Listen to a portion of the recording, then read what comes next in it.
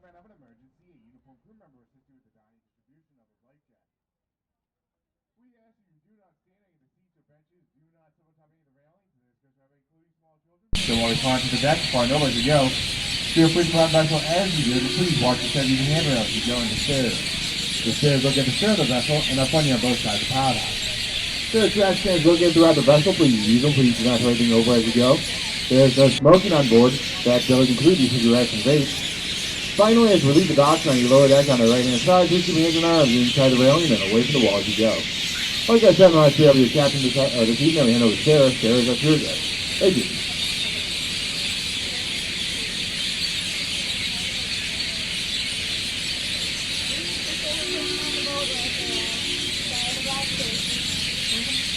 Well, good evening, everyone. My name is Sarah. I'll be your tour guide for the next 90 minutes. We're going to travel up and down the Chicago River. We're going to talk about the history of the city and the architecture along the way. But before we actually get into the tour and really get going, I'd like to cover a few things just to make sure everyone has a great time while they're with us. Number one thing to know is where to look. Most of the buildings and the structures that we'll talk about when we're talking about them, they'll sit up and on the right-hand side. So if you want to practice where to look, check out the Wrigley building. That's the white one with the clock tower. If you can see it from where you are right now, you're in a great spot for our trip. Now every once in a while we move away from that spot. We'll see something new, something exciting will happen. We'll get a great view of something. So when we move from this spot on the right, I promise I'll tell you where to look. I'll tell you what to look for. Most importantly, I'll follow it up with something like this. You'll know where to look the whole time. Don't worry. If you have a question along the way, I want to answer that question, but I also want to make sure we cover over 60 buildings and about 300 years of Chicago history, again, all in the course of 90 minutes. So whatever questions might pop up, hang on to those questions. During the tour, we'll have 2 breaks in narration. That's the time when I put the microphone down. During those breaks in narration, I'll say, come on up to the front. Let's take care of those questions because then I can give them my undivided attention. We can go from one question down to the next. We will get all of those questions taken care of. Now let's say you have a question but you don't want to move from your seat. Not to worry. When we're back at the dock and disembarking, you can ask your questions then. We will take care of it just as you're stepping off the boat. I will ask that you please don't shout questions from wherever you might be seated. I know you're excited to get the answer, but shout can be very disorienting to those around you, especially if they didn't know you were about to shout. If anyone on board has a cell phone, please feel free to use your phone for some great photos and great video. Please also take a few moments to silence your phone. We have very strong signal on the river. It is difficult for those around you trying to listen as phones ring as people talk on them. Now, if there's a phone call that you really have to answer while you're on board or that you really need to make while you're on board, the place for it is the lower level and at the very rear of the boat. That way you can focus on your conversation. You don't have to worry about anyone eavesdropping, and everyone who wants to hear the tour can do so without any trouble. If there's a conversation that you need to have while we're underway, whether it's with someone you just met or an old friend, I ask that you please treat conversation during the narrated portion of the tour the same way you treat conversation at a movie theater. So if you can handle it at a whispered volume with someone just next to you in a few moments, nothing to worry about. But if you find yourself having to raise your voice, trying to talk to people a distance away from you or going on for a few moments, then the best option is to head to the down to the rear of the lower level. Again, just so everyone who wants to hear the tour can do so without a struggle. Last thing I'll mention is that weather this time of year is very interesting. I'm excited to say this is the first day in about 3 weeks where I did need 6 layers and a raincoat to do my job effectively. Now with that in mind, we are going to be moving for our trip, so the breeze will pick up. If you have anything that may blow away or fall off the boat, take a moment, be mindful of it, either put it away or make sure it's secure. And if you are worried that you're going to get too chilly while we're underway, you are in no way obligated to keep the same spot you are in right now. You can get up, head downstairs, warm up in the cabin, walk around the boat, find a new spot altogether, so don't feel like you're stuck in one spot for the next 90 minutes. With all of that, let's get started. When it first came into existence, the term skyscraper meant a building standing at 10 stories, featuring at least one elevator and a partial steel frame in its construction. But the current definition for a skyscraper is any building that exceeds 550 feet. Based on the 550-foot minimum, we have 114 skyscrapers inside Chicago. Now, many of those are downtown, many of those along the river as well. And we have a slower level of construction than we're used to, but we still have over a dozen cranes up around the city for larger projects. So slower than we're liking, but we're still on our way to 200 skyscrapers, just not quite as fast as we wanted to. You're going to see many styles of architecture today, over a dozen by the time we're done with the tour, but once we're back at the dock, two big styles will stand out. They are the modern style, the postmodern style, and the Art Deco style. We'll break down each style as we do some examples. So let's get started with a building that has a record. This is our second tallest building, covered in blue glass and stainless steel. This is Trump International Hotel and Tower. It opened in 2009. It is 1,389 feet tall, 423 meters to anyone who prefers the metric system. The building was done by Adrian Smith, a Chicago local, but he was with the firm Skidmore, Owings & Merrill as the commission for the building was received and throughout the construction process.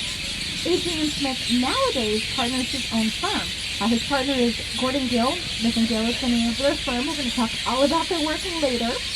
But notice how as we pass by, we have this wide base and then that narrow top.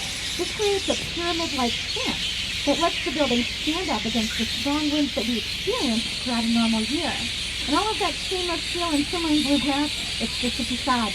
The building's structure is reinforced concrete, making it the heaviest building inside city limits. As we leave Trump Tower, just remember it's our second tallest. You'll be in great shape. We're coming up on this black rectangle. This is the former IBM Tower. Done in 1971 by Mies van der Rohe. This is a great example of the modern style. The modern style of architecture was very popular from right after World War II until the late 1970s.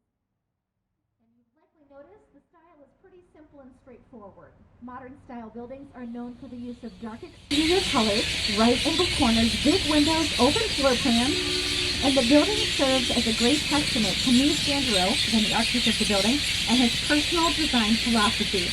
I think that almost everyone has heard the phrase, less is more. Mies van der Rohe coined that term and believed that the more simple and the more straightforward a design, whether it was a building or a piece of clothing or an article of furniture, the more high quality the work would be if it was very simple and straightforward. Now staying on the right, we have two big corn cob-like towers, and these make up Marina City. They stand at 60 stories, opening in 1964 and 1967. The architect of Marina City, Bertrand Goldberg, believed that art and nature should be as one. So with very few right angles in nature, very few exist in contemporary architecture. These two buildings feature a circular floor plan. Each one of those has a central elevator core. All of the units in Marina City, regardless of square footage, start narrow at the entry point to the doorway off the hall, and they get wider as they go out towards the exterior. If you're wondering what it's like to live in a condo shaped like a slice of pie, turn on your imagination. I'll help you move in. We'll sign a lease for a studio unit that'll give us 500 square feet of living space, 180 square feet of a semi-circular balcony. As we turn the key and step inside, the entryway is only 4 feet wide. So once inside the unit, you'll notice there's a hallway that runs its length. It's just along one side of the pie, so that way you have more space to enjoy. Walking down that hallway takes you past the bathroom, then past the walk-in closet, past the kitchen, then into the living space. That's where the unit is its widest, 18 feet. From there we have floor-to-ceiling windows and the door that lets you out onto the balcony so you can enjoy a 180-degree view of downtown. But let's step back in time all the way to 1914. It was in that year that the Reed Murdoch Center opened. The building by George Nimmons was originally used as a warehouse for Murdoch Foods, one of the largest wholesale grocers in the nation at the time. Nowadays it's office space, Whirlpool, and Encyclopedia Britannica. Now at first glance this building looks symmetrical, but follow along, you'll notice it's a little off-center. Go from the clock tower to the base of the building to the right side. There are 5 small bays of windows and then a big one at the end. That's a total of 6. Clock tower, base, but now to the left, 4 small, 1 large, for a total of 5. That asymmetry is thanks to the 1928 construction of this bridge. In 1928, the city decided to widen LaSalle Street, build a new bridge, but then they did run right into the building. So instead of knocking the entire building down, they just removed one bay, moved over the end bay, and then resealed the structure. You'll see green grass and lots of it. This is 300 North LaSalle, and in 2009, 60 stories of office space by Pickard Chilton. This building features one of the most impressive air conditioning systems that we have in the city. Oh, we'll talk about it in just a second. We're going to have the train going over the Wells Street Bridge just ahead of us. This is the purple line.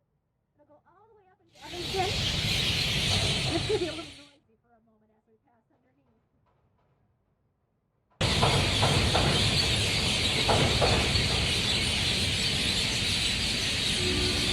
300 North LaSalle, the green building behind it, uses Chicago River water as its main form of coolant. It's taken up to the uppermost levels, run through the air conditioning system, filtered in the process, and that water is reintroduced to the river cleaner than when it was removed.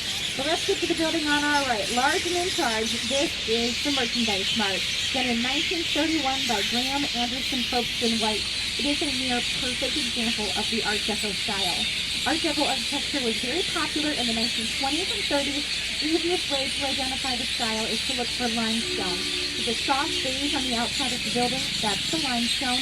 It's also the primary bedrock for the state of Illinois, so it's very easy for us to come by. The Art Deco style is also known for the use of geometric shapes. You might have noticed these gold diamonds along the base or the top of the building, that heavy rectangular border around the main entryway, or the green squares between the rows of windows. The building even has a series of 7 octagonal pyramids on its roof. They're just tough to see since we're down here at river level. And I mentioned that the Merchandise Mart is big, but we only get a few minutes with it, so it's really tough to appreciate its size. The Merchandise Mart sits on 2 city blocks worth of area, features over 5 miles of interior corridor. It contains 4.25 million square feet of interior space. That is 296,000 square meters. That building even had its own zip code until July 1st of 2008. It was 60654. Next to us now, you'll see a brand new building that opened just a few days ago. This is the Salesforce Tower. It stands at 835 feet. It is office space, and if you're wondering how such a prime spot in the city's layout is open for a new building, well, this building and the 2 just next door didn't exist a little over 10 years ago. This site was used as a parking lot for over 3 decades. But of course, a parking lot only makes so much money, and this is fabulous real estate. A beautiful view can be had in almost any direction, so it makes a lot more sense to put up something big, like an office building. That's Wolf Point East and Wolf Point West. Sort of commercial traffic we have. A lot of the barge traffic that moves material for things like petroleum products, sand, gravel, concrete mix. Another train just behind us. If you need it on the Lake Street Bridge, now you'll have a train on each one of our bridges that can carry them. And as you're checking out the train, you might notice we're starting to turn and head north. So over the next few minutes, I'd like to start by talking about 3 buildings on the left. After 3 on the left, we'll zigzag. I promise I'll tell you where to look. Nothing will pass you by. But this way, we can cover architecture as we head north, focus more on history on our way back. Let's get started. On the left, you'll see blue glass and a graceful curve. This is, I should say these are, the residences at River Bend. The structure was done in 2002, done by DeStefano and Partners, and it has 3 sections. We've got our dark big windows next to it. These are a series of townhomes. Then we have small gray windows, that's parking, and then individual units with condos from the blue windows to the top. Next up on the left, you'll see red brick. This is the former cold storage warehouse, originally known as a cold storage space and designed by Frank Abbott, opened in 1908. But to truly appreciate this building in its original stance, remove the windows from your view. This building was just brick from top to bottom since it was holding cold storage space. Now with modern refrigeration, the need for cold storage pretty much obsolete. So the building was converted to residential space in 1982 by Harry Weeks. Along with punching in the windows and reconfiguring the interior, those small starfish details were added at the same time. Now Harry Weeks to the next building on our left, you'll see the angled roof. These are the Chicago River cottages, and there are 4 of them in the building. The whole thing was done in 1988. I'm excited to say we don't have any vessels ahead of us, so we have time for one more detail on the river cottages. As we clear this bridge, careful because it will be sunny, but if you look behind us, you'll get a better view of the building's silhouette. So as we clear the bridge, going behind us, looking for the silhouette. Silhouette's a fancy word for the shape of something. So here we go. Notice the building creates that dramatic right-angled triangle. Now, right-angled triangles are very rare in residential architecture. Most of us think about single-family homes, townhomes, and apartment buildings all as big rectangles. But that triangular design allows for a greater eastern exposure, so better natural light throughout the day. It's also helpful when it comes to winter maintenance. If you live in a single-family home in an area known for snow and ice in the winter, you know that snow and ice on your roof means pressure leaks and damage. Well, the angle of the hypotenuse to that building is so steep that anything that falls on top, snow, ice, leaves, you name it just slides right off into the river, removing itself. Let's hop over to the right. You'll see some panels of dark blue, but this very long, low building. This is the East Bank Club, done by Gordon and Levin in 1976. This is the back of the building. During the mid and late 1970s, it was a popular design move for very short-lived design trends. They have new buildings against the river and facing away from it. Thankfully, in 1980, the riverfront started to become very glamorous. It's still a very sought-after building location. So much so that as new buildings go up, if they are an eye shot of the water, it is the front or the best side of the building that you want to have viewable from the river's edge. Now let's hop over to the left. You'll see a few townhomes. Maybe we'll make some new friends. Now these brick townhomes are part of Kinsey Park. Kinsey Park officially